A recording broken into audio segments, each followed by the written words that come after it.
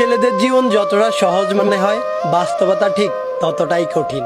সবার চোখে একটা ছেলে যতটা স্বাধীন, বাস্তবে একটা বয়সের পর সে ঠিক ততটাই পরাধীন। একটা ছেলেকে কখনোই দায়িত্ব শেখাতে হয় না।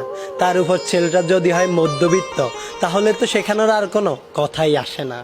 বাবার পরে যখন সংসারের হালটা ধরতে হয়, তখনই দায়িত্ব নামক শব্দটা আপনা আপনি তার মাথার মধ্যে ঢুকে যায়। আর তখনই সবচাইতে চঞ্চল ছেলেটাও একেবারে শান্ত হয়ে যায়।